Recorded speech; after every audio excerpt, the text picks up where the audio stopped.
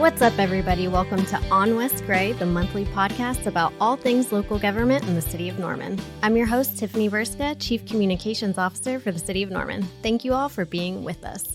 Today we have the one and only Jason Olsen, Director of Parks and Recreation, perhaps best known as the Director of Fun, here in the studio to chat with us about what's going on in his department. I'm glad to be here. Also known as the Director of Trees. Get a lot of responsible trees, tree questions, and all that good stuff. That comes back Norman cares about their trees, man. We have to have one. Oh, yeah. But happy to be here. And Parks and Recreation, best job in the city. We're here to improve the quality of life for everybody, and it just makes our job easy because we got so many great opportunities to do that in Norman. I mean, I might have to argue that my job's the best job in the city because I get to tell everybody all the cool, fun stuff that you have going on. Later, yeah. So we'll jump into some of these questions I wanted to ask you about and give people some insight about what you do over in your department. So it's the end of summer. Are you coming off of your busy season, or are you about to head into it? Because I feel like your folks literally always have something going on. Yeah, it goes up and down. I would consider summer probably our most busy season just because everything's open. There's no school, and when there's not any school, a lot of times parents and community depend on us for that child care. We have childcare at all of our rec centers, and we like to think of it as an essential service. And not only during the summer when we have summer day camps going on all the time, but during school. We want to make sure that we have affordable childcare, and we make sure that they get to do everything else that a lot of these other places do. We go on field trips and go to the pool and bring fun things to the rec center, like Nerf guns and Nerf gun battles and different art opportunities that always come there. So it's kind of cool. But also at Westwood is when we hit high time, the pool, which everybody should know about. Westwood Pool. It's a Norman Ford project. It is completely crazy during the summer, open almost 100 days. Yeah. And it was kind of crazy. One time you were sharing with us like how many lifeguards you have to hire each year to make sure that you guys are fully staffed. I mean, what is that process like? It's crazy. So we have over 100 people on staff at Westwood, which is, we like to think of ourselves, not only is this a Norman Ford project, but this is a great example how when cities invest in themselves, they create jobs. Yes. And this one's mainly creating jobs for high school students or college students. So those people on the younger end of the scale. We hire about 120. There's about 85 lifeguards at any given time. We have to have about 30 lifeguards on deck to watch the pool. There's a lot of water out there. Not to mention the capacity is, I think, 840. So that place can get packed at times. And there's at the beginning of summer where we close down because of capacity. When we reach capacity, there's a lot of people waiting out there. So it stays busy, but the amount of people we employ, just think of we like to think of ourselves as the leading opportunity for high school kids to find a job in Norman. We pay well. The minimum wage out there is about $10 per hour is what we set the bar at. Our lifeguards start out at $12. There's a few other jobs that are at $10 an hour, like cashier or working inside the snack bar. But man, it's a great opportunity, and two, it's something that the residents love. We have well over 100,000 visitors every year, do around 750 swim lessons every year, and then numerous special events after we close, movies in the park, glow parties. I saw you had a couple adult nights out there. Yeah, and then more summer things we do. Of course, our golf course picks up. I would say it's decently busy during the summer, but our busiest times are spring and fall when those temperatures, like right now, are actually tolerable. A lot of things going on summer. Of course, that our parks are most used during then. Our park maintenance crew is out mowing parks every day. They have 65 parks to take care of. So, man, it's a busy time during the summer, but like you said, it never stops. We roll into a different time of year where we put on a bunch of special events and do after-school programs, and park maintenance is still maintaining parks all the time. Yeah, and I have to give a shout out to the folks that you mentioned out at Westwood because we recently took the Citizens Academy out there, and they loved it. I think that you gained some new memberships. Yeah. And if anybody knows me, I try to make sure I have a personal contest with the other directors where I try to outdo them all. And I did my best effort during that, giving everybody hamburgers. And golf lessons. And golf lesson. And try to add a little comedy, make sure it doesn't stay dry. We're Parks and Rec after fun. After all, I said after fun. Yeah, that might be more like it. But we have a reputation to live up to, not only the TV show, but in town. Absolutely. We are the Department of Fun. So you mentioned, I think, a couple of your divisions already, but in total, I think that you oversee around 80 employees. Could you tell us about some of your divisions and maybe if you have a favorite? Oh, wow. That's a tough question. I love all my departments or divisions equally. We have 84 that actually work in the department. Our newest division is building maintenance. Building maintenance oversees all the city properties and buildings, as it kind of says inside there. Which is quite a few. Yeah, we have over 100 city buildings. That is includes your fire stations, yeah. all your water pump stations, antennas count as buildings, the police stations, rec centers. There's bathrooms and parks. Sure. Of course, City Hall. It just kind of runs everywhere, and we're even building and adding on more during Norman Ford. Park maintenance was probably, I would always say, is the heart of Parks and Recreation. They're the ones that keeps us going. They're out in parks every day, mowing and maintaining, picking up trash, getting ball fields ready, doing odds and ends, which you would never think that they would do. They set up for sports or special events. Mm-hmm. Then we have our park development division. They're the ones that get our capital projects and turn those capital projects into real things. They make sure that we're hitting ADA standards in our buildings and in our parks. They're building playgrounds and putting in sidewalks. And we have 2 LAs, which are landscape architects on staff, and they are very good at what they do. And our newest park planner, Bethany Grissom, she just got out of college, and she's first time we've had 2 landscape architects on staff, so you're probably going to see a little bit more beautification going on, and that's exciting. Yeah, some plantings around the city, and then we have the golf division, Westwood division, mm-hmm. Which is golf maintenance, and the division, a separate division that actually runs the pro shop. They are a very skeleton crew. They do great for as much people they have working for them. The maintenance staff only has 6 full-time guys plus the superintendent.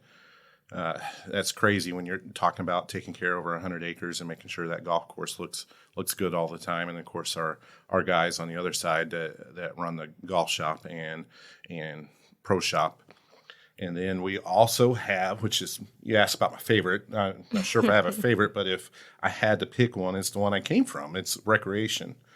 I was in recreation. I was out at a rec center for 15 years. It's hard to believe. Which one were you at? Whittier. Pretty cool place. Stayed there 15 years and worked on so many special events, started so many special events. All of those are close to my heart. I feel Veronica Tracy, which is one of our newer people that took my old job as a recreation division head, kind of feel bad for her because I'm always snooping and trying to micromanage all of the special events because that's what I did so long. And I always apologize to her before, like, hey, I'm sorry about what I'm going to say to you because I know this is annoying, but here it goes, and I give her some advice on what to do with special events or what we've done in the past. And she's really acceptive, but recreation's great. We do everything from daddy-daughter dance to, movies in the park, Easter egg hunt, Christmas events or holiday events.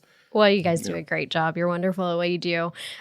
So in addition to kind of making sure that all of these divisions are doing their day-to-day tasks, you're also a part of or a liaison to quite a few boards and commissions in the city. What are those? Oh, yeah, of course. We have Park Board, which is I am the city manager designee. If you go back and look at the charter, there's only 2 boards that are recognized by city charter. That's Planning Commission and Park Board. But I am the city manager designated to Park Board, which makes sense since it's parks and whatnot.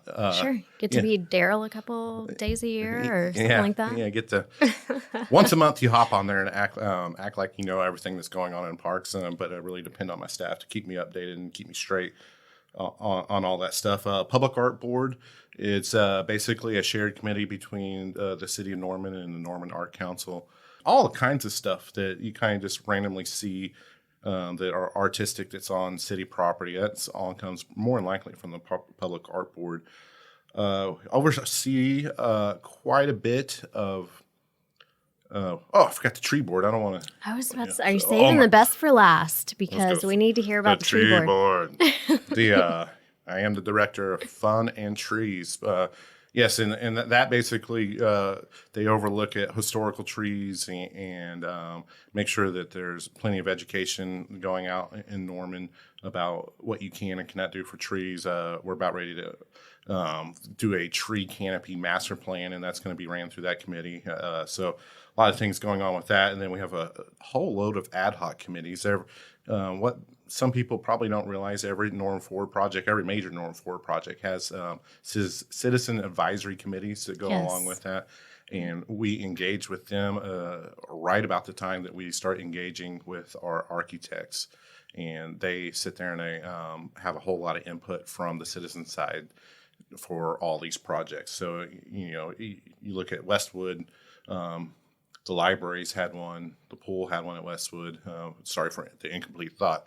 And now we have one for the Young Family Athletic Center and Senior Center, Griffin Park and Reeves Park. And we're going to put one together for Saxon. And we think it's important. One of our, we're building things or have parks because of residents and the taxes that they pay here. So we want to make sure we get input from them because we need to build what people will use and what people want and what people envision. And, even though I like to think of myself as an expert, I'm not truly the expert. Your user groups, which are residents, are the experts. And if you create what they want through the input, your projects are going to be successful. Now, you talked a little bit about, you mentioned some of the Norman Forward projects, and just to catch, our listeners up, the Norman Forward initiative was voted up by residents in fall of 2015 and funds quality of life items in the community. And I think that you had mentioned, how citizen-led that was and has been since the beginning. So you have the ad hoc committees that give you insight and advice, but also I believe that when the vote was passed, it was kind of ideas that formed from residents in the community. Is that right? Yes. Yeah. This is one of the more unique initiatives probably in the city of Norman. Like when we have a stormwater or street bond that we're trying to put out there for vote, usually that's led by city staff, and they realize they have a problem and a need to fill, and they go out there and they put together or talk to council and put together an election. This one was completely different.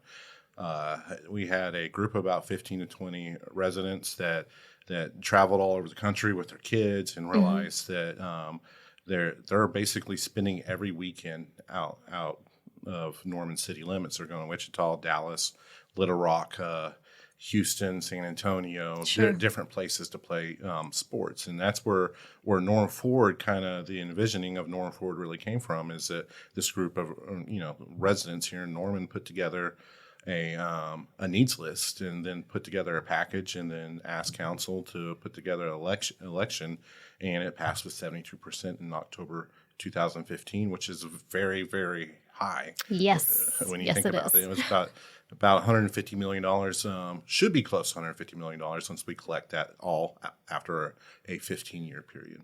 Right. Well, I think that that's really special that it was citizen-led and citizen-driven. So right now, you're overseeing a lot of those projects, some of which you mentioned, that started being planned several years ago. So can you highlight a couple for us and kind of tell us where we're at on those? Oh, sure. Right now we got 4 going on, probably about, and this is crazy, when you say it out loud, but we have about $60 to $65 million in work going on right now. It's unbelievable when you actually see what a quality of life or a bond issue or a tax can do for your city. But it's reshaping our Parks Department. The first one that kind of always pops in my head, which I will say forever, and it's probably people will be surprised, but I think the most important Norman Forward project is the Senior Wellness Center. This is a place that the aging people in our community have been asking for over a decade, and it's been very complicated and very difficult to find a spot for it. Mm-hmm. Finally, just settled out at Porter campus on the southeast corner, and that's under construction. We kind of kicked off construction. We went a little bit slower than what we thought. It was very complicated when you have two entities working together, and both of them have owned property. I'm talking about the Norman Regional East Porter campus, when two entities, because City Norman owned a lot of property out there, and then of course the hospital did, and they're one of the trusts of the city is the hospital trust, and is basically it was a jigsaw puzzle that the city owned pieces here and the hospital owned pieces over there, and they're trying to put together the puzzle pieces, and it was property that's goes back almost over 100 years that they're trying to get organized, and that took a little bit longer to get that puzzle put together than what we hoped. So we kind of started construction back here in, I'm thinking it was June, but they've been out there for about 3 months going crazy, and it's moving pretty quickly, I'd say. It is moving quickly, and the difference between this one and a bunch of our other ones we're building, this has already been a property's been platted, so at some point we had to rechange a plat and everything to get the thing going, but the dirt Come was on, ready. plats are just that boring stuff, Jason. Yeah, we want to see it done. Yeah, getting the building up, but they got stem walls going in right now. We should see a foundation pop up here pretty good soon with steel and all that good stuff, and we think we'll be in there by the end of next summer. So about this time next year, we'll be cutting a ribbon and celebrating that project. Another big one we have going on right now is the Young Family Athletic Center. I think this is going to be the probably at the end of it, probably be the most recognizable, easy for me to say, Norman Forward project. It has 8 basketball courts, 12 volleyball courts. Norman Regional put in a clinic in the middle of it, and we'll have 2 swimming pools.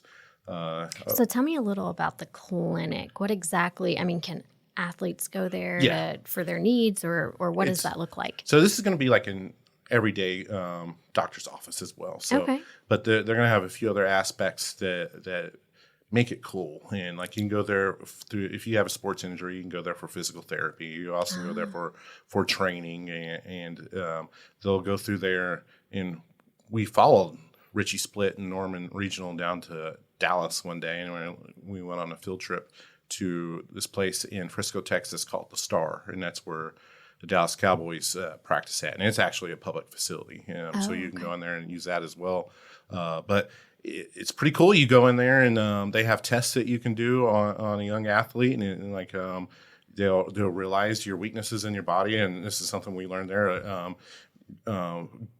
Females have traditionally, like female soccer players, are the most likely to tear their ACLs. Like 2 times more likely for them to tear their left ACL compared to boys the same age. And sure. It's all about DNA and genetics and how a female goes together. Well, anyways, they can do these tests, and you can go out there and perform exercise tests, and then can realize, hey, your left knee is weak, so that's where you need to do your most exercise. Let's focus on getting that built up. Some proactive monitoring for them. Bingo. I like it when you finish my sentences and thoughts.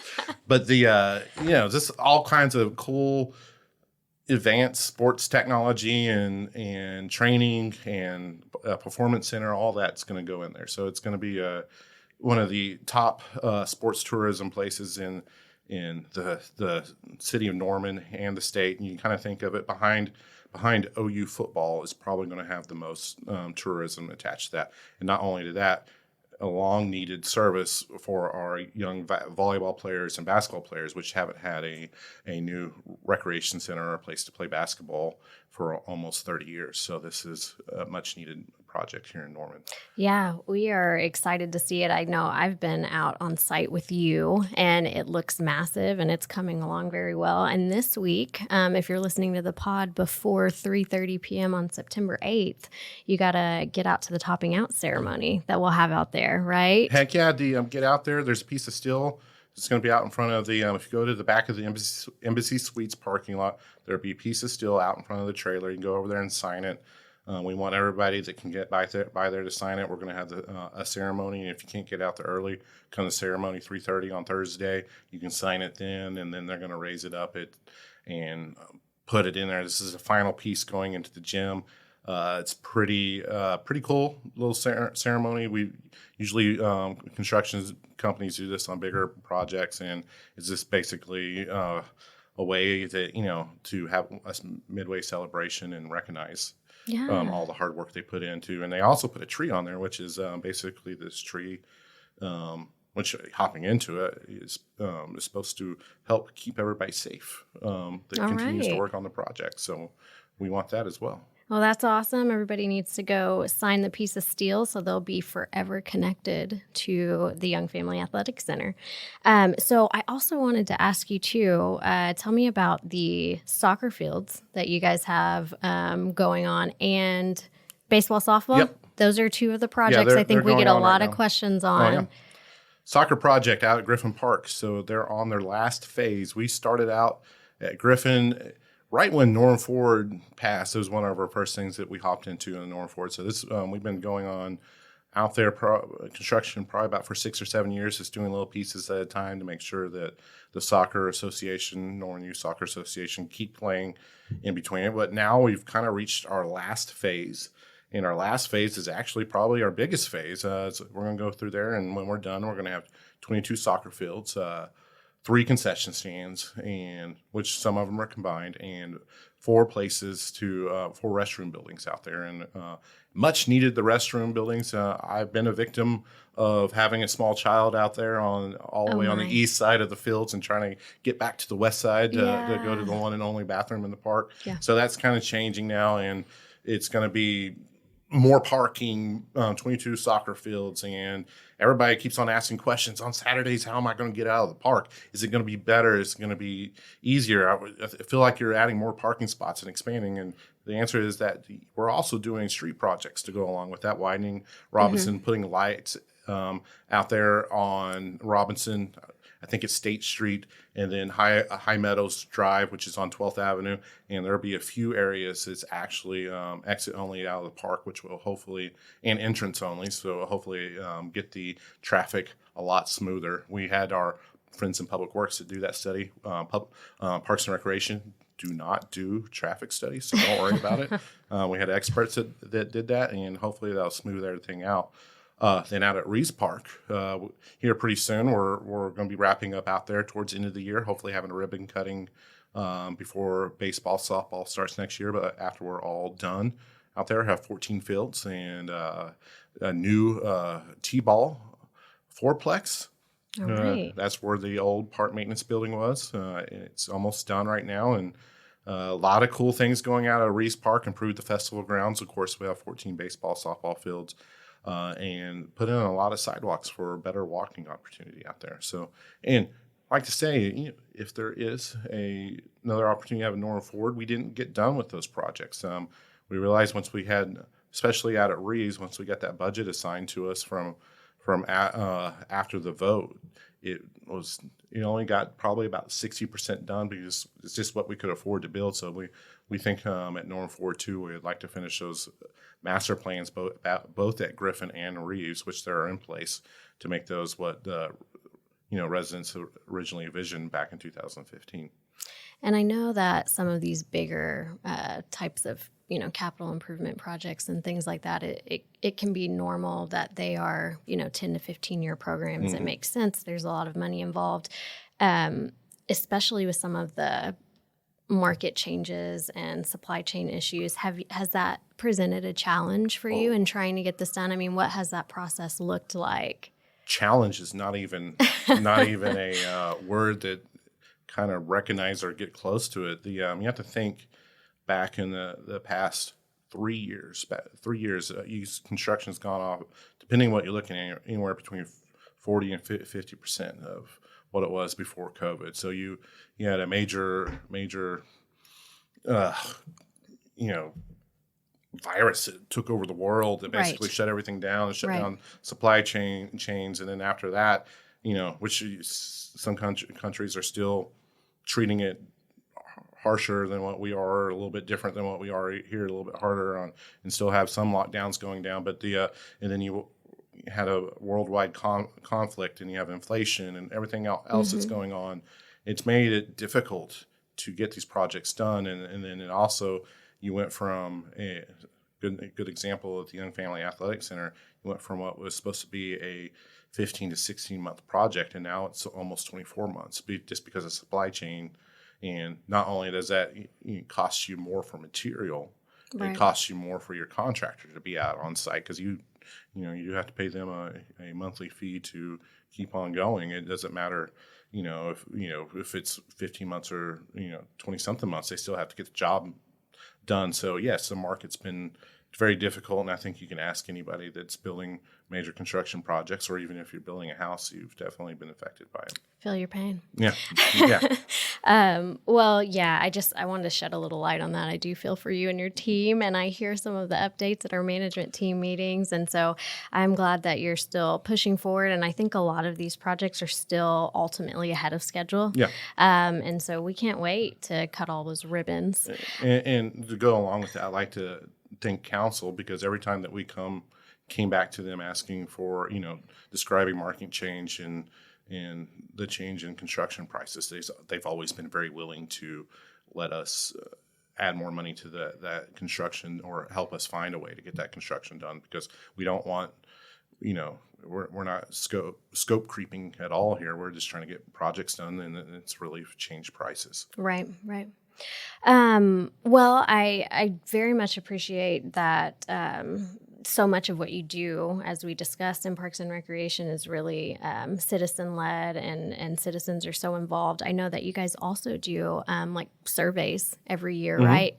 To gauge the needs and wants and desires of the community. And I think you just wrapped one up recently that we'll learn more about soon. We did. So typically NRPA, National Parks and Recreation Association, suggests you do a needs analysis survey every 5 years. We haven't done one in probably about 15 years here in Norman. Okay. We just got one completed. Right now, it's only been internal. Staff has seen it. We're going to take it to Park Board that first Thursday night in October, whatever night that is, and we're going to present it. And it's going to show, it's basically a blueprint of what we're going to do for over the next 5 years for programming, and what capital projects do we need to seek out. And it's great input we got, and as people will see, people love their parks here in Norman, and we're above the national average of what people think of their parks in Norman. And we work really hard to have programs, to have parks, and neighborhood parks. We have 65 total parks, and 60 of those are neighborhood parks. So we're very proud of the park system we have in Norman, and Norman's set up in a way where there's a new development, they either have to give you park land or do a neighborhood park, or give you fees in lieu of, which goes to the closest neighborhood park after that. And it's a great system there, and we get a lot of calls, and people try to set up like what we have in Norman. Yes, we have a lot of input, and we're going to share that with you, and that's our blueprint on how we're going to operate our department. And that'll go into the Parks Master Plan. That'll kick off pretty soon, right? Yes. The creation of that, and that is kind of a roadmap for where we're going long-term vision. Yeah. So we did a Park Master Plan back in, making me hurt, 2008, 2009, somewhere in there, and that was somewhat of a roadmap of how we did Norm Forward, even though there's some projects that got thrown in wasn't necessarily recognized here in the master plan. But Norm Forward checked. If you go through there and look at the 2009 master plan, Norm Forward checked a bunch of those boxes. We completed a lot of projects. So it's been 15 years since we've done that. So next year we'll be doing a different master plan. We're actually going to include trails, which, if you look at what our needs analysis is, came back, trails and green spaces are the number one thing that residents want here in Norman. So we're going to include trails into our master plan, and we're going to be launching that, and that takes about a year process. And then And then right after that, people don't realize Norman Ford doesn't stop collecting taxes till the end of 2030. So we'll probably be using that as some of our foundation to build a Norman Ford too, finding out what people want. Well, it sounds like you guys have a lot of really exciting stuff going on. I was going to ask you too, I know that you guys are really connected, social media, online. What's the best way to stay connected and engaged, for our listeners with everything that's going on with Parks and Rec? Probably the best way is one of two ways. You either follow us on Facebook, and I think it's Norman OK Parks is our handle on Facebook, or you go to our Facebook site or call us and sign up for our email list. We send out monthly email updates, a newsletter every month, and that keeps update what programs we have going on. And of course, Facebook is we have several posts a day telling everybody where to go and what programs are happening or what to sign up for, or just pitch, sometimes cool pictures and stuff so you can see what's going on. Yeah. Well, that's awesome. Everybody make sure that you get to facebook.com/NormanOKParks or sign up for email newsletters at normanparks.com or by calling the office. Well, we appreciate you visiting with us, Jason. Thank you so much for coming into the studio. Oh, heck yeah. I'm glad to be here. All right. Questions or commentary about On West Gray can be sent into publicaffairs@normanok.gov. Shouts to our producer and editor, Mr. Bryce Holland of the City of Norman Communications Office. Kind reminder that to vote in the November 8th general and special elections across the state, Oklahomans must be registered to vote by Friday, October 14th. Until next time, stay engaged, stay informed, and always remember to vote. I'm Tiffany Verska. Thanks for tuning in to On West Gray.